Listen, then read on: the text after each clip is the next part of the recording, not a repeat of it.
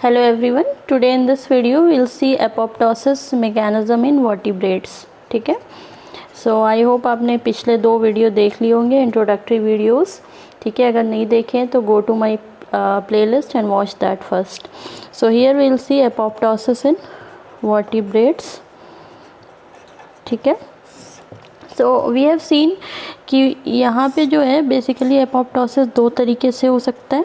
ठीक है, 2 कंडीशन में सेल जो है एपोप्टोसिस को इंड्यूस करेगा. फर्स्ट कंडीशन है कि एब्सेंस ऑफ सर्वाइवल सिग्नल. ठीक है, कि आपके पास जो सेल ग्रोथ सिग्नल है वो ना प्रेजेंट हो, तब ये एपोप्टोसिस होगी. दूसरी कंडीशन हो सकती है आपकी presence of death signal, presence of death signal. ठीक है, तो या तो ये सिग्नल होना चाहिए. तो today will see first this one कि कैसे ट्रॉपिक्स फैक्टर या सर्वाइवल सिग्नल के एब्सेंट होने की वजह से आपका जो है सेल कैसे एपोप्टोसिस मैकेनिज्म को इंड्यूस करता है, that we will see today.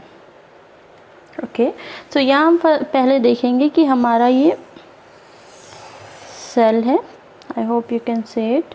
ठीक है, इस सेल में जो है आपका ये माइटोकॉन्ड्रिया है. ठीक है, ये माइटोकॉन्ड्रिया की आपकी मेम्ब्रेन है, डबल मेम्ब्रेन. ठीक है, तो इस माइटोकॉन्ड्रियल मेम्ब्रेन पे सबसे पहले आपके कुछ एपोप्टोटिक और एंटी एपोप्टोटिक प्रोटीन होते हैं.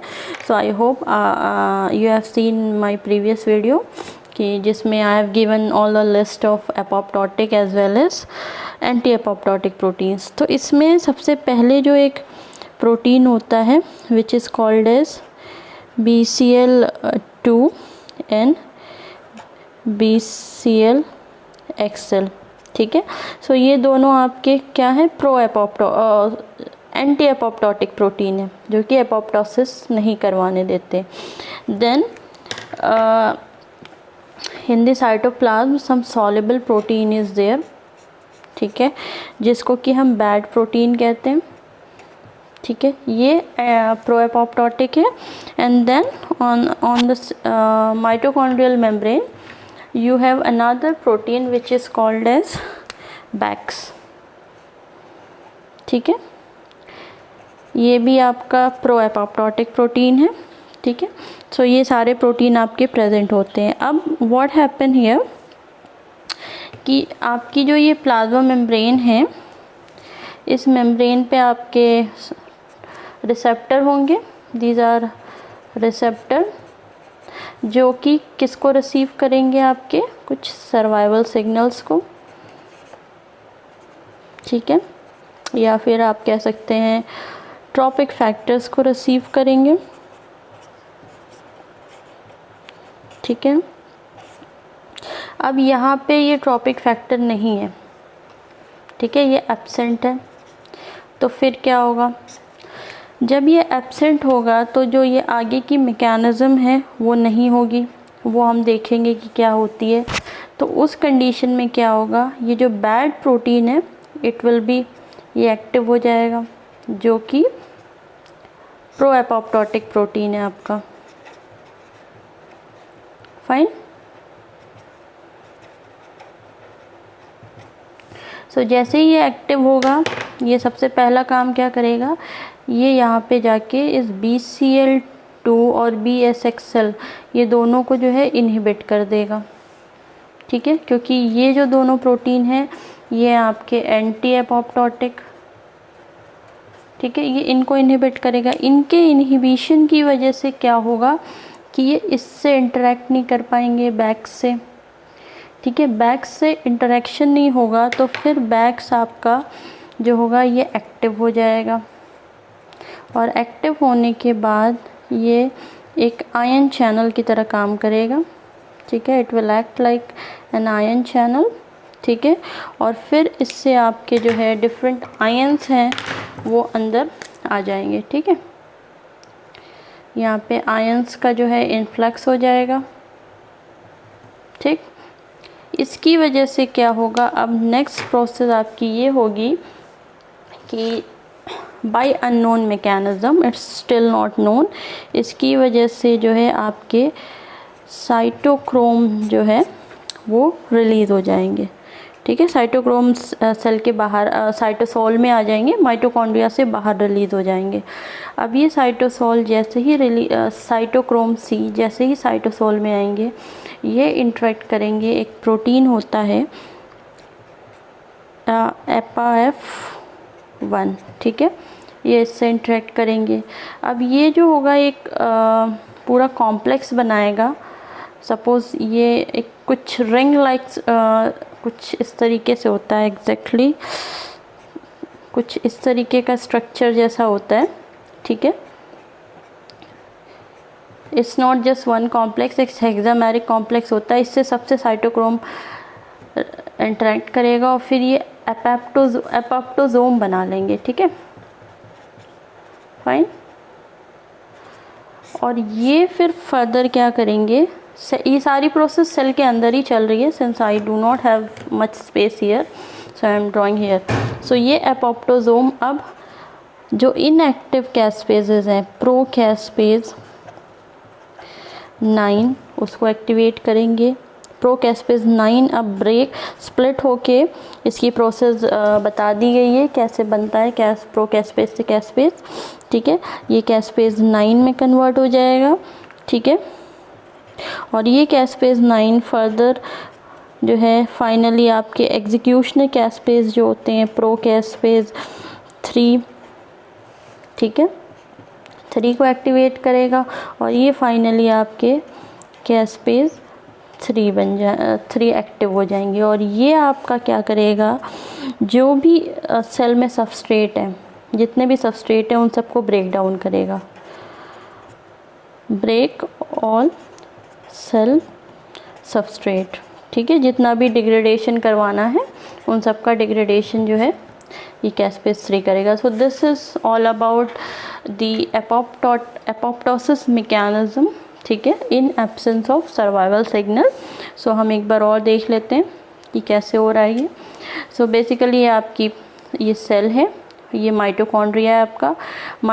ये क्वेश्चन भी पूछा जाता है कौन से प्रोटीन आपके कहाँ पे प्रेजेंट है। तो bad is a soluble protein, ये साइटोसोल में प्रेजेंट होता है, ये प्रो एपोप्टोटिक प्रोटीन है।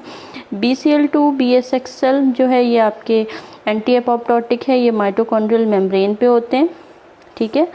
बैक्स आपका जो होता है अगेन ये माइटोकॉन्ड्रियल मेम्ब्रेन पे होता है, ठीक है।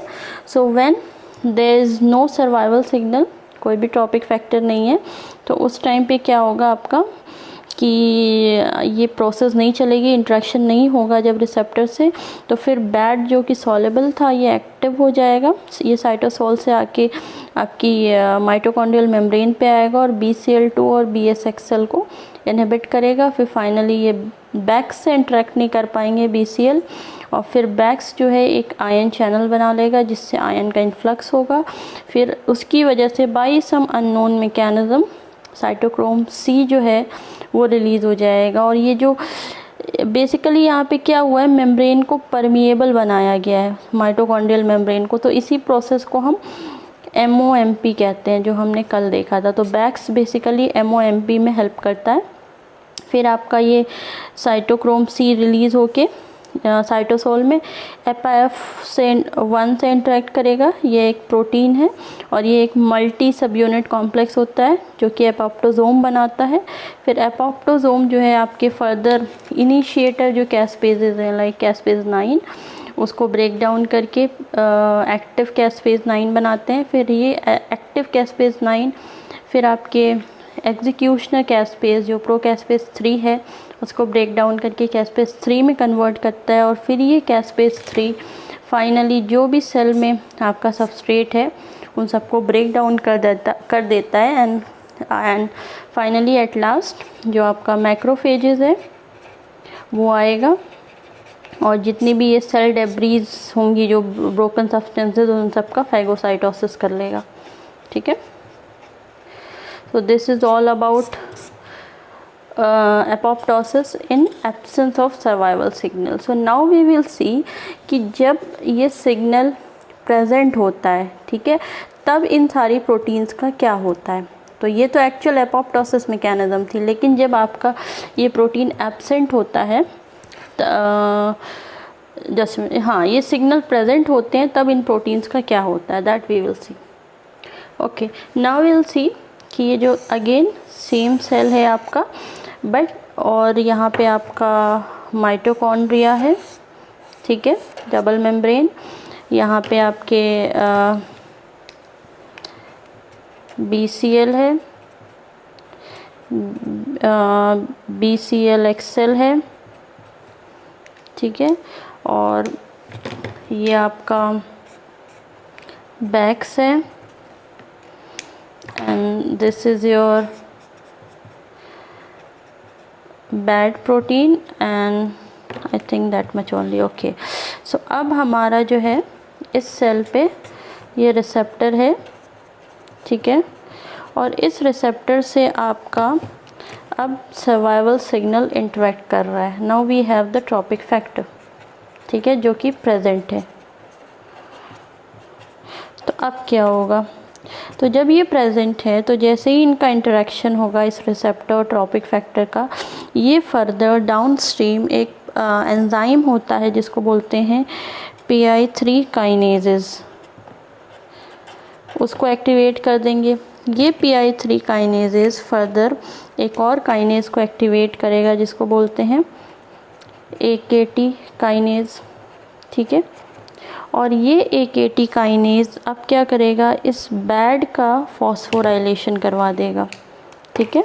सो इस बैड का फॉस्फोराइलेशन हो जाएगा, और इस फॉस्फोराइलेशन की वजह से फिर इस बैड से एक प्रोटीन बाइंड कर लेगा जिसको हम बोलते हैं 14-3-3 सिग्मा रेगुलेटरी प्रोटीन होता है ये, ठीक है। ये जब भी किसी प्रोटीन के साथ अगर ये इंटरेक्ट करता है ये 14-3-3 सिग्मा रेगुलेटरी प्रोटीन, तो ये इसको बाइंड हाइड कर लेता है। अब ये बैड इस प्रोटीन के अंदर सिक्वेस्टर हो जाएगा, ठीक है, तो सिक्वेस्टरिंग हो जाएगी इसकी, तो जिसकी वजह से अब फर्दर ये इसको इनहिबिट नहीं कर पाएगा, ठीक है, ये BCL2 और BCL-XL को इनहिबिट नहीं कर पाएगा। तो अब ये BCL बैक्स के साथ इंटरेक्ट कर जाएगा, जिसकी वजह से बैक्स जो है अब इनएक्टिव रहेगा और बाकी आगे की जो भी प्रोसेस थी वो नहीं चलेगी।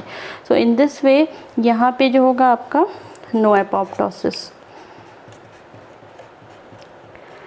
ठीक है, सेल जो है सरवाइव कर जाएगा यहाँ पे, जबकि in this condition we have seen कि यहाँ पे एपोप्टोसिस हो जाएगी, क्योंकि बैड जो है इसका फॉस्फोराइलेशन नहीं हो रहा था, तो ये फर्दर इसको एक्टिवेट कर दे रहा था। सो this is all about apoptosis in absence of survival signal, ठीक है। सो आई होप ये आपको क्लियर हो गया होगा। In the next video we will see how death signal, ठीक है, ये कैसे एपोप्टोसिस करवाते हैं, तो इसका एक अलग mechanism that we will see. So I hope this much is clear to you, because बहुत लंबा वीडियो हो जाएगा, so that will be a bit complicated to use. So thank you so much.